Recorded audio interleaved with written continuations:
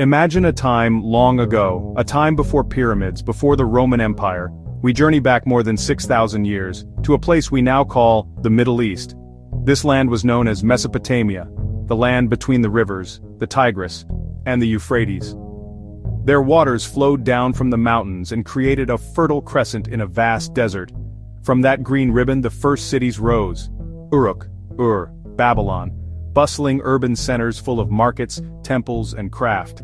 They were not just villages, they were experiments in living together, dense, inventive, and tightly organized. They invented the wheel and writing, they charted the heavens.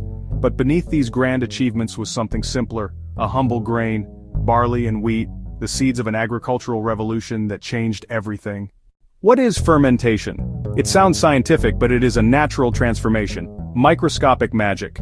Tiny organisms like yeast consume sugars, release carbon dioxide, and produce alcohol, changing texture, flavor, and nutrition. Fermentation preserved food, made grains more digestible, and increased nutritional value, vital in arid Mesopotamia. Mesopotamians didn't know microbes. They saw fermentation as a gift from the gods. Bread and beer, twin pillars of daily life. Food, drink, social glue, currency, and offering. For workers and officials alike, rations of barley and beer kept cities building and temples staffed. Grain was ground, mixed, baked, or crumbled and left to ferment, yielding bread, porridge, and porridge-like beers. Fermentation made dough light and bread flavorful, a simple technological leap that fed empires. The baker's craft began at dawn, grinding, mixing, kneading. Women at hand querns produced coarse and fine flour, two stones rubbed together to make tapinum, coarse, or sascum, fine, flour. Additives, dates, honey, sesame, dairy, created sweet and savory breads for daily and ritual use. Loaves were shaped into flat rounds or thicker ceremonial forms. Hundreds of types are named in lexical lists. Most homes used a tanner, dome ovens heated with wood, embers raked out so dough could be slapped onto hot walls. Flatbreads puffed quickly and were cooled for the day, efficient, communal, and aromatic. Brewing began with bapir, twice-baked barley cakes. Crumbled, mixed with water, sometimes malted grain added. Left to ferment, yeast turned the mixture into a thick, nutrient-rich brew, cloudy, porridge-like, and filling. How do we know all this? Archaeology. The earth keeps a long memory. Excavations reveal house foundations, ovens, vats, and tools. Broken pottery, querns, and carbonized grain are direct clues to daily life. At sites like Tel Al-Hiba and Tal Bazi, archaeologists found brewery installations, vats, hearths, and floor channels for drainage. At Tel Beidar, concentrations of tanners indicate large-scale baking, temple or civic bakeries producing bread en masse. Millions of beveled rim bowls, identical measuring bowls used to ration grain and beer, show centralized distribution systems. Querns and storage jars are common in domestic contexts. Bakery and brewery were household and institutional practices. Chemical residues like calcium oxalate, beer stone, and organic markers confirm fermentation in specific vessels dating back millennia. Together, field archaeology and lab science let us read the kitchens of the past.